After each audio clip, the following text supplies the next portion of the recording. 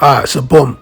I just got back from watching the Royal Rumble with the man them, and I've gotta say, the men's Royal Rumble match was absolutely shit.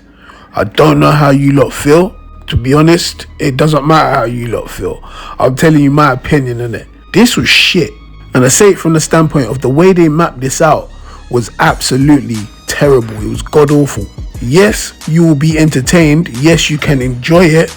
But if you know what you're looking at, that was garbage. They could have done so much more.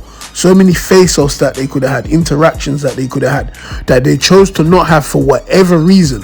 When you're in the Royal Rumble, when you get all of these people underneath the same roof in the same ring at the same time, and you do not capitalize, I do not understand how you can do that. But it's the WWE. Smoking layups is their thing. Now, obviously, I can't sit here and act like they done nothing right. They done some things right, i.e. Roman Reigns winning. It was the easiest thing to do. It was the smartest thing to do. It was the logical thing to do. They went with it. That's fantastic. I'm glad that he got to fix that bullshit from 2015. Making Obafemi come out at number one. That was a really good idea. I like that. It means that my predictions video was wrong in that regard, but that's all good. Bron Breakker being randomly attacked by some mystery masked man. That was a smart idea. If Division had 4 men in the Rumble, they have to win. Otherwise, they look stupid. They have a plan to make Bron Breakker be the winner. If he doesn't win, it looks stupid. They look weak. Take him out. Get rid of him. I like it. And it gives us something else to think about. Who's the mystery man? Smart. And no, I don't think it's Austin Theory. I think that'll be way too easy, given that he's in a mask and used the stomp. Powerhouse Hobbs, now going as Royce Keys. He debuted. That was great. A true surprise entrant. And I say true because La Parka and Mr. Iguana are not surprise entrants. AAA Donnies are not surprise entrants. Can somebody tell the WWE this? There were no surprise entrants apart from Royce Keys, and you could say LA Knight. These men didn't even have no NXT people. Where was the NXT superstars? Where were they? And no, Trick, Javon and Oba already done being called up. They're not NXT. There were no NXT guys in the men's Royal Rumble. That is bullshit.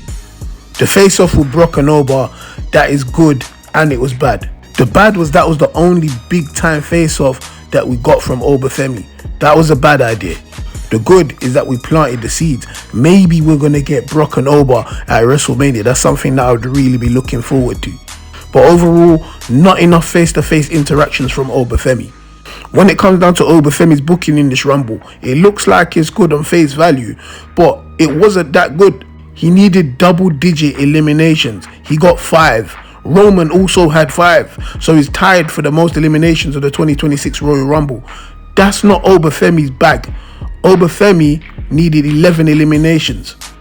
Not to mention he got all 5 of them at the beginning, then done nothing for like half an hour in reality. Check it back and watch. I'm glad that he looked important, because he did. But he needs an apology when he gets back to Gorilla. Trick, Hobbs, Brock, Oba, Knight, their eliminations just felt way off. Granted, Trick and Knight got eliminated by Cody. That's all well and good, but something was still off about it. And I'm not even a Brock Lesnar fan. I can't stand Brock Lesnar.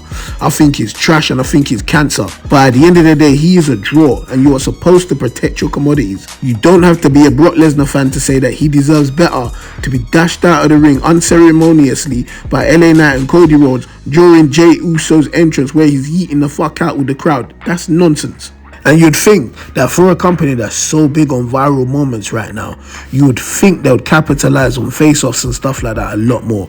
Instead, the only things that we got that could go viral is Brock Lesnar and Obafemi, Jay yeeting all over the place and getting slapped by Roman. Speaking of moments with virality, Cody getting eliminated by Drew McIntyre. That was a good idea. Gotta give props where props is due. And it does the obvious, protects Cody when he loses the Rumble. He's got an excuse. The part that scares me the most though is the fact that I don't believe Drew McIntyre is walking into WrestleMania as WWE champion. I think he's playing with fire by fucking with Cody Rhodes, because Cody Rhodes will whoop his ass and take that championship back. You don't know. I really like the idea of Roman eliminating Jacob Fatu. That's a good one. That's one thing that I can say WWE are good at. They're good at planting little seeds over a course of time so that when they get back around to it, there's enough evidence to present to us to say this is the reason for that match. Just like they did with Damian and Drew McIntyre back in the day. I say back in the day, it was like last year, but you know what I mean. But to me, Jacob and Roman, that's Mania worthy. So I like this. So yeah, I'm complaining, but overall, I'm still going to watch come Monday. They got the winner correct. That's something to celebrate. Obafemi wasn't repackaged to come out with Funkadactyls. So in the grand scheme of things, everything is good in hood. But this match did fuck with my stat predictions very hard. I had Ilya Trick as the Iron Man. That definitely didn't fucking happen. Oba technically got the most eliminations, so we're good there. Out of my final four, I only got Roman correct. And like everybody else in the universe, I predicted Roman Reigns to win the Royal Rumble. But that was shit though, I'm just saying.